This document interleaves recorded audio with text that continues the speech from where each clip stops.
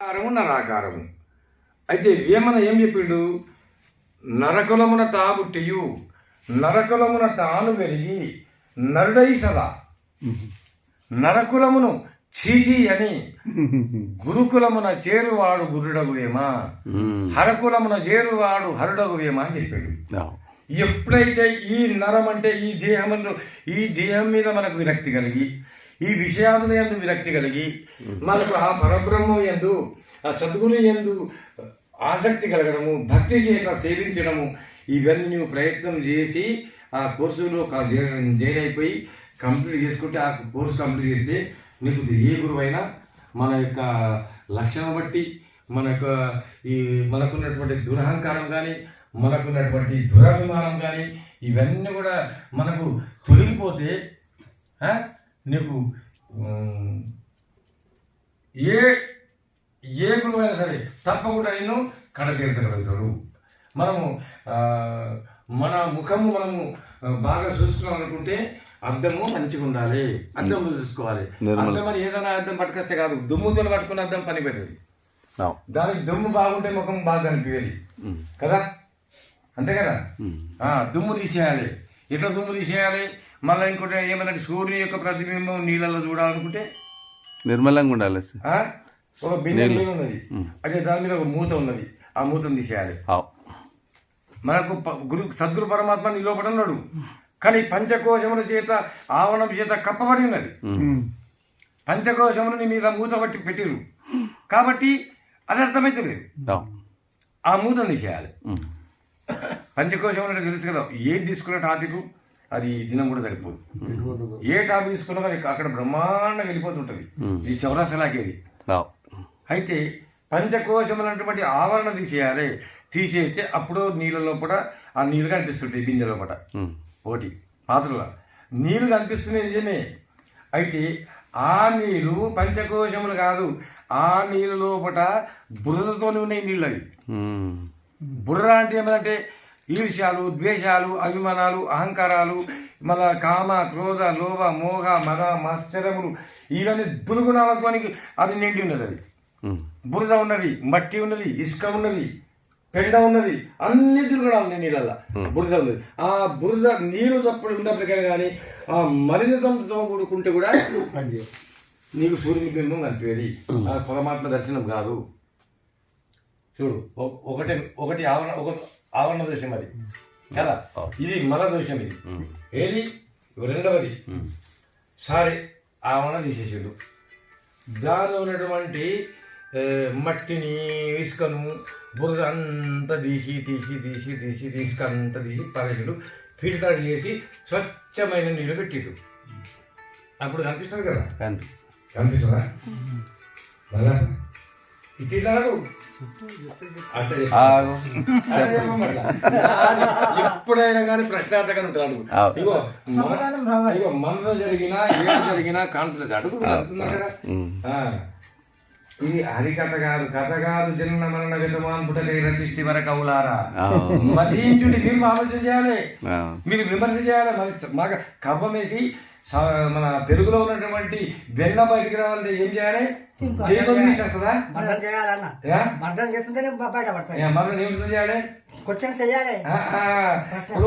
నేను చెప్పేది ఎంతవరకు అర్థమవుతుందని నాకు తెలియాలి. నేను చెప్పేది చెప్పుకుంటా పో, మేము ఇట్లా ఆడుకుంటూ కూర్చుంటామంటే అది కాదు. అది నువ్వు ఏదో పైసలు తీసుకొని అధికారులు చెప్తారు, అందరూ వింటుంటారు. కొంచెం పబ్లిక్ నవ్వేటట్టు చేస్తే చాలు. మరి పైసలు వచ్చే వాడు అక్కడ పోయి ఇక్కడ ఇక్కడ పోయి శ్రీమద్ రమారమణ గోవింద అంటే కనబడుతుంది. కానీ ఇది ఇది నిజానికి మూడాది అంటే వారం అంటేనే ఇది క్లాసులు. ఇవి విద్యార్థులు టీచర్ కూర్చొని మాట్లాడుకున్నట్ల తెలియని విషయం తెలుసుకోవడానికి ఇదంతా కథ వినుడు కాదు కదా. అదేనమాట, అందుకోసమే పెట్టుకోండి ఇది. అయితే ఒకటి ఇప్పుడు ఆ మీదికి మూత తీసేసావు, ఆ నీళ్ళు కూడా మంచిగా అంత తీసేసి ఫిల్టర్ పట్టించినావు అనుకో, నీళ్ళు క్లీన్ ఉన్నాయి. అప్పుడు సూర్యుని బింబం కనిపిస్తుంది కదా, కనబడుతుంది. సూర్యబింబం ఇట్లా తీస్తే ఇట్లానే కనిపిస్తుంది. ఇట్లా కనిపిస్తుంది. తన లోపల యొక్క మాలిన్యాలు అవన్నీ తీసేస్తే ఆటోమేటిక్ బింబం పెద్దవాళ్ళే కనిపిస్తుంటుంది. కనిపిస్తుందా? అందులో ఇంకో దోషం ఉంది ఒకటి. ఇంకో దోషం ఉంటే కూడా అనిపోయింది. అయితే అర్జునుడు ద్రౌపది స్వయంవరప్పుడు ఏం చేశాడు? మత్స్యంత్రం మత్స్యంత్రం కొట్టిండు కదా, కొట్టిండా? పుట్టాడు. అది ఎట్లా కొట్టిండు? అది నీళ్ళలో చూసుకుంటా ప్రతిబింబాన్ని చూసి నీళ్ళల్లా చేప యొక్క ప్రతిబింబం చూడాలి చూడాలి. కదా. మరి నీళ్ళలో చూసుకుంటూ చేప కొట్టాలి. ఎంత గొప్పతనం అది. అయితే ఆ మత్స్యంత్రం కొట్టిన తర్వాత అక్కడ స్వయంవరం అయింది కదా, ఎవ్వరు సాధించలేనటువంటి పని నేను చేసినా అని అర్జునుడికి అహంకారం వచ్చిందండి. ఈ పని మాత్రం ఎవడు చేసి విలువిద్యలో కూడా చాలా గొప్పవాడు కదా, చాలా గొప్పవాడు.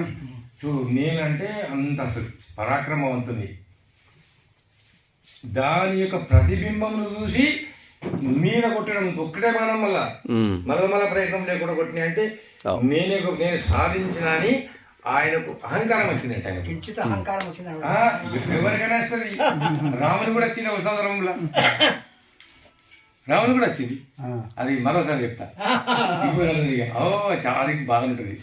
అయితే ఇక్కడ అర్జునుడికి అహంకారం వచ్చిందంట. అప్పుడు కృష్ణుడు ఆయన జగద్గురు, ఆయన విలువైన ఏమున్నది కదా. ఇప్పుడు ఎంతమంది వింటున్నారో, ఎంతమంది వస్తున్నారో, ఎంతమంది మాట్లాడుతున్నారో అందరి లక్షణాలు కూడా మనకు ఏర్పాటు అవుతుంటాయి. మహారాజ్కి జై. అక్కడ ఉంది.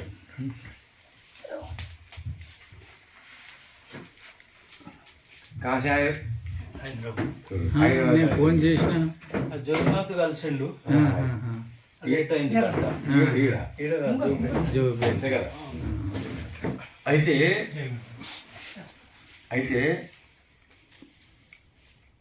ఇప్పుడు కృష్ణుడు అంటే కృష్ణమ్మందే జగద్గురు, ఆయన సర్వం తెలిసినటువంటి వాడు కదా. అయితే అప్పుడే అర్జునుడి యొక్క మనస్తత్వం ఆయన లోపల అహం స్ఫురణ అనేది వచ్చింది. అప్పుడే తెలుసుకున్నాడు. అర్జున, మత్స్యంత్రంలో బాణం నిలబెట్టినావు కదా. అవును, నేను కొట్టిన కదా స్వామి. అయితే చాలా గొప్ప పని చేసినావు కదా. అంటే అవును స్వామి, గొప్ప పని చేసిన. అయితే నువ్వు గొప్పవాడే కదా, ఇదంతా నీ పరాక్రమం అంటవా? నువ్వు చేసింది నీ పరాక్రమం అంటవా? చూడు, కృష్ణుడు అడుగుతున్నాడు, నువ్వు చేసిన అంటవా? అవును స్వామి, మరి నేనే కొట్టినా కదా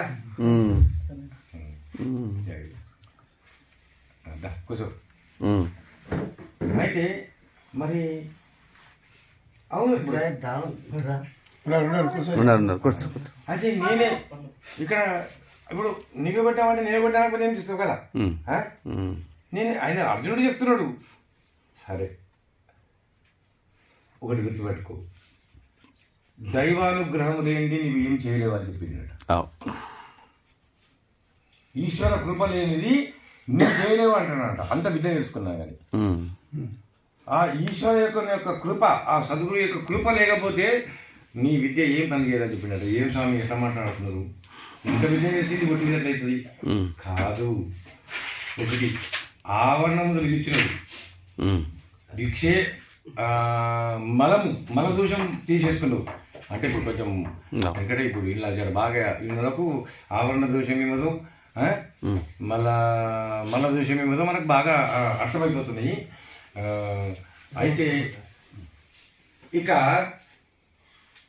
ఆవరణ దోషము మల దోషము తొలగించుకున్నావు, కానీ నీ నుంచి కాని పని ఎక్కడ ఒకటి ఉన్నది.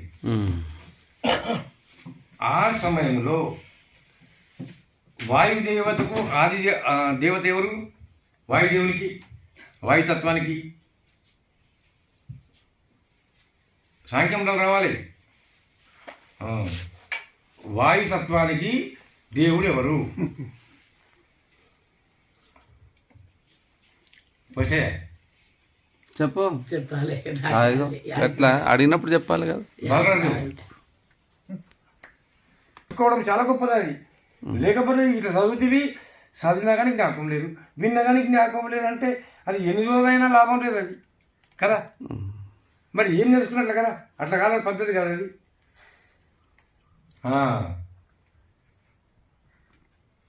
వాయుదేవునికి ఈశ్వరుడు అధిపతి. ఉమ్. అర్థమైందా? ఆ ఈశ్వరుని యొక్క సత్తా వల్లనే ఈ వాయువు చలిస్తుంటుంది. ఉమ్. ఈశ్వరుని సత్తా లేకపోతే ఆ గాలి కూడా కదలదు. ఉమ్. ఆ కేనోపనిషత్తులో ఏమన్నా అది ఉన్నదుడు దేవతలకు రాక్షసులకు యుద్ధం జరిగినప్పుడు అగ్నిదేవుడు ఇంత గొప్పవాడు అంటాడు, అవునవును. వాయుదేవుడు ఇంత గొప్పవాడు అంటాడు, నేను చేసిన అహంకారాలు. అందుకోసమే శ్రీగురు పరమం రూపం దేవానాం అపి దుర్లభం. దేవతలు కూడా గురుతత్వం తెలుసుకోవడం చాలా కష్టం. వాళ్ళకి అహంకారాలు ఎక్కువ. వాళ్ళకి అహంకారం ఉండడం దీనికి మెయిన్ అంటే గురువుకు గురుతత్వానికి నీకు ఉన్నటువంటి అడ్డం ఏమిటంటే అహంకారమే. అహంకారమే గొప్పది, అది లేనిదే. కానీ వానికి జీవితంలో రానివ్వదు గురువు దగ్గరికి. జీవితం అన్ని పనులకు పోతుంది కానీ గురువు దగ్గర రానివ్వదు. పక్క ఇది అనుభవం మాట ఉన్నది. మళ్ళా వస్తామనుకున్న వాళ్ళకు రాకుండా చేసి పెట్టేస్తుంది. మళ్ళీ